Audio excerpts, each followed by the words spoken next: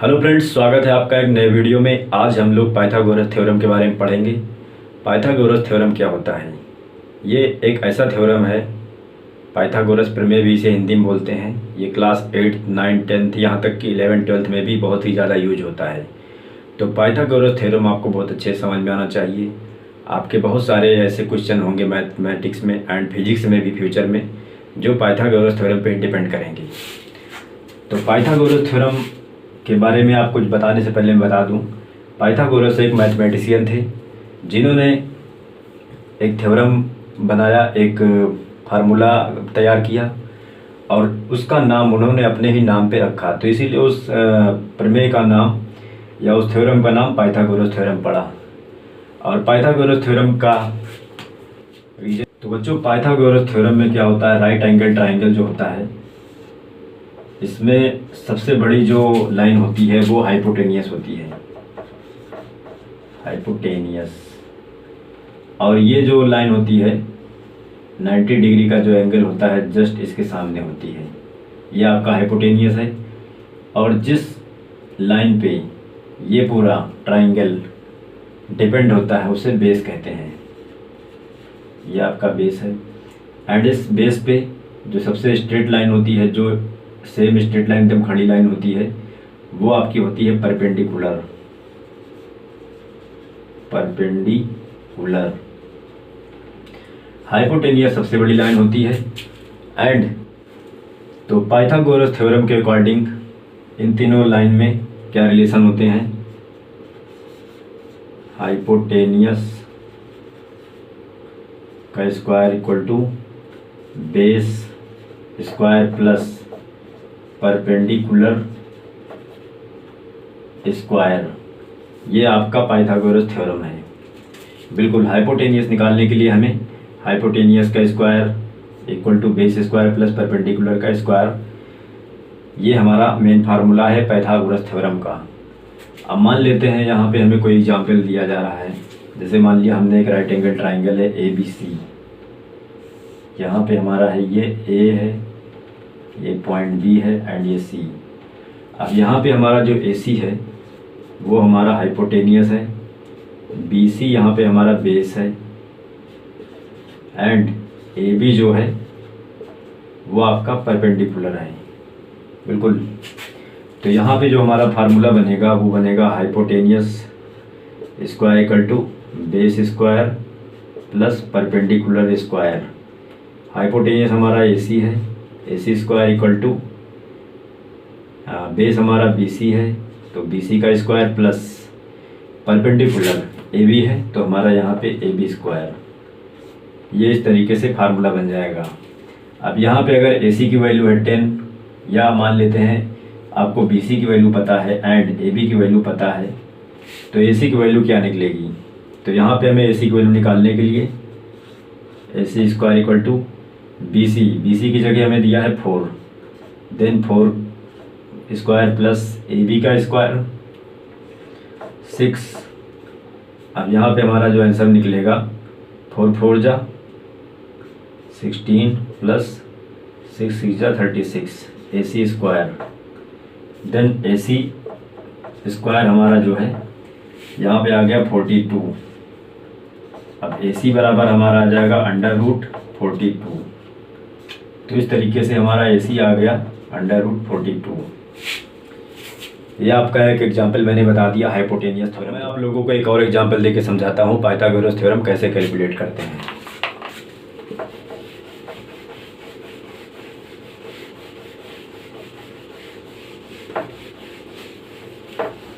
मान लिया हमने हमारा यहाँ पे कोई ट्राइंगल है X Y Z। अब हमें यहाँ पे हाइपोटेनियस निकालना है और बेस हमें दिया है 4 एंड हमारा जो परपेंडिकुलर है वो दिया है 3। देन हमें यहाँ पे हाइपोटेनियस हमारा जो XZ है उसकी वैल्यू हमें निकालना है, तो हमारा XZ square plus YZ square plus XY square. YZ हमारा 4 दिया है, देन 4 का स्क्वायर प्लस XY की जगह हमारा 3 है, देन 3 का स्क्वायर। और एक्स जेड की हमें वैल्यू निकालनी है। X Z square equal to 4 4 जा 16 प्लस 3 3 जा 9, 16 प्लस 9 ऐड करने पे 25 आ गया, एक्स जेड का स्क्वायर आ गया। देन हमारा X Z equal to under root 25, जिसका आंसर आएगा 5। तो x बराबर हमारा 5 निकल आया। हाइपोटेनियस हमारी वैल्यू जो निकल के आई 5 निकल के आई है। तो आप हाइपोटेनियस की वैल्यू निकाल सकते हैं। अगर हाइपोटेनियस की वैल्यू दी है तो आप बेस की वैल्यू निकाल सकते हैं। इन तीनों में से अगर दो किसी भी लाइन की वैल्यू दी है तो आप एक वैल्यू अलग से निकाल सकते हैं। तो बच्चों, इससे हम एक और एग्जांपल से समझते हैं जिससे हमारा फंडामेंटल क्लियर हो जाए। फिर से हम एक राइट एंगल ट्राइंगल लेते हैं और इसका नाम हम देते हैं ABC, A point B C। अब यहाँ पे हमारा हाइपोटेनियस जो है, मैंने पहले ही आपको शुरू में बताया कि जो हमारा 90 डिग्री का एंगल होगा उसके जस्ट सामने वाली जो लाइन होगी वो हमारा हाइपोटेनियस होगा। और हाइपोटेनियस ट्राइंगल में सबसे बड़ा लाइन होता है। अब मान लिया यहाँ पे अगर आपको हाइपोटेनियस ऑलरेडी दिया हुआ है 10 एंड बेस आपका जो है वो है 6, देन आपको परपेंडिकुलर निकालना है। तो परपेंडिकुलर निकालने के लिए यहाँ पे आपका परपेंडिकुलर रिक्वायर्ड है। तो यहाँ पे हम सबसे पहले फार्मूला लिखेंगे, hypotenuse square equal to base square plus perpendicular square. अब हमारा बेस जो है वो दिया है 6, हाइपोटेनियस दिया है 10 और हमें परपेंडिकुलर निकालना है। हाइपोटेनियस की जगह हम वैल्यू रख देंगे 10 स्क्वायर, बेस की वैल्यू है 6 तो हम 6 की वहाँ पे वैल्यू रख देंगे एंड परपेंडिकुलर हमें निकालना है तो परपेंडिकुलर एज इज इट लिखा रहेगा। 10 10 जा 100, 6 6 जा 36 प्लस परपेंडिकुलर स्क्वायर। देन हमारा 100 माइनस 36 हो जाएगा एंड यहाँ पे पी स्क्वायर मतलब परपेंडिकुलर स्क्वायर। तो हमारा यहाँ पे जो रिजल्ट आ गया वो आ गया, तो यहाँ पे हमारा जो रिजल्ट आ गया वो आ गया 64 P square. Then P equal to under root 64। अब में 64 का एलसीएम निकालना है, कितना वैल्यू आ रहा है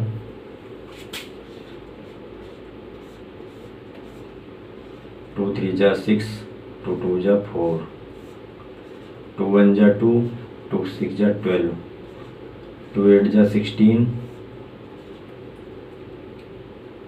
2 4 जा 8, 2 जा 4, 2 1 जा 2। अब यहाँ पे हम एलसीएम निकालेंगे 64 का, तो ये नंबर्स हमारे आएंगे 1 2 3 4 5 6, 6 2 आ गया, 1 2 3 4 5 6। अब यहाँ पे हमारे 2 के 3 पेयर बन रहे हैं, 2 इंटू 2 इंटू 2, आंसर हमारा आ गया 8। तो P इक्वल टू हमारा आ गया 8, मतलब यहाँ पे हमारा परपेंडिकुलर जो होगा वो 8 होगा। तो इस तरीके से आप पाइथागोरस थ्योरम से आप बेस, हाइपोटेनियस या परपेंडिकुलर की वैल्यू निकाल सकते हैं अगर तीनों में से 2 की वैल्यू दी हुई है। अब हम एक बेस का एग्जांपल लेके समझते हैं। अगर बेस निकालने के लिए हमारे पास कोई ऐसा क्वेश्चन आता है तो उसे भी करके देखते हैं। तो मान लिया हमारा फिर से एक ट्राइंगल दिया है एंड इस ट्राइंगल का नाम है एक्स वाई जेड। यहाँ पे हमें एक्स जेड की वैल्यू पता है, एक्स जेड की वैल्यू है 9 एंड एक्स वाई की वैल्यू हमें पता है 3। यहाँ पे हमें वाई जेड की वैल्यू निकालना है जो कि हमारा बेस है। यहाँ पे हमारा ये हाइपोटेनियस है एंड ये परपेंडिकुलर है। तो अगर हम इसको पाइथागोरस थ्योरम के हिसाब से लिखते हैं तो यहाँ पे हमारा एक्स जेड हाइपोटेनियस है तो एक्स जेड का square equal to Y Z या एक्स वाई लेते हैं, X Y square plus Y Z square. अब यहाँ पे हमें एक्स जेड की वैल्यू पता है 9 हमने यहाँ पे रख दिया वैल्यू। इसके बाद एक्स वाई की वैल्यू हमें पता है, तो हमने एक्स वाई की वैल्यू यहाँ पे पुट कर दिया। एंड वाई जेड हमें रिक्वायर्ड है। 9 9 जा 81, 3 3 जा 9 प्लस वाई जेड स्क्वायर। अब हमारा इधर 9 माइनस में आ जाएगा, 81 minus 9 Y Z square. Then ये यहाँ पे अगर इसे हम कैलकुलेट करते हैं तो 72 Y Z square, Y Z equal to 72 under root. तो यहाँ पे हमारा Y Z equal to under root 72 आ गया। अब हम 72 का एलसीएम निकालते हैं। 2 3 जा 6, 2 6 जा 12, 2 1 जा 2, 2 8 जा 16। एलसीएम भी आपको निकालना आना चाहिए। अगर आप एलसीएम निकाल सकते हैं तो आप इसको और शॉर्ट कर सकते हैं, इसे और छोटा कर सकते हैं। 2 9 जा 18, 3 1 जा 3, 3 3 जा 9, 3 1 जा 3। अब यहाँ पे हम देखते हैं कि पेयर बनते हैं किनके किनके। 2 2 3 इंटू 3। यहाँ पे हमारा 2 का एक पेयर बन गया और 3 का एक पेयर बन गया। एक 2 हमारा अंदर बच जाता है, तो इसे हम यहाँ पे ऐसे भी लिख सकते हैं, under root 2 into 2 into 2 into 3 into 3। अब ये हमारा बाहर आ जाएगा। तो वाई जेड की वैल्यू हमारी जो आ गई 2 इंटू 3 अंडर रूट 2। एक 2 हमारा इस पेयर से बाहर आ गया एंड एक 3 हमारा इस पेयर से बाहर आ गया। 2 3 जा 6 अंडर रूट 2। तो ये आपका वाई जेड की वैल्यू आ गई 6 अंडर रूट 2। परपेंडिकुलर आपका जो हो जाएगा वो हो जाएगा 6 अंडर रूट 2। तो हाइपोटेनियस से आप इस क्वेश्चन को सॉल्व कर सकते हैं। आपको हमेशा ध्यान रखना होगा कि आपका जो ये एंगल है, राइट एंगल ट्रायंगल का जो सामने वाली लाइन है, यही आपका हाइपोटेनियस होगी। और इस ट्रायंगल में सबसे बड़ी जो लाइन होगी वो हाइपोटेनियस ही होगी। तो बच्चों, उम्मीद है कि आपको पाइथागोरस थ्योरम समझ में आ चुका होगा। आप पाइथागोरस थ्योरम से इस तरीके के क्वेश्चन सॉल्व कर सकते हैं, लेकिन आपको एलसीएम के बारे में भी पता होना चाहिए। एलसीएम भी आपको निकालना आना चाहिए, क्योंकि यहाँ पे स्क्वायर की वैल्यू अक्सर अंडर रूट की वैल्यू में आ जाती है। तो अगर आपको एलसीएम पता है तो आप इसे सॉल्व में भी कर सकते हैं।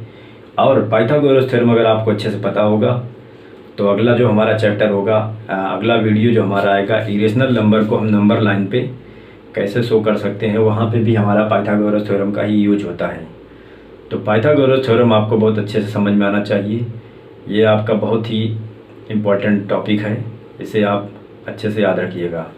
अगर आपको कहीं पे भी कोई प्रॉब्लम है या इस थ्योरम से रिलेटेड कोई भी प्रॉब्लम है, कहीं आपको कोई बात समझ में नहीं आई है, तो आप नीचे कमेंट बॉक्स में अपने क्वेश्चन को लिख सकते हैं, जिसका आपको रिप्लाई दिया जाएगा। वीडियो को देखने के लिए धन्यवाद।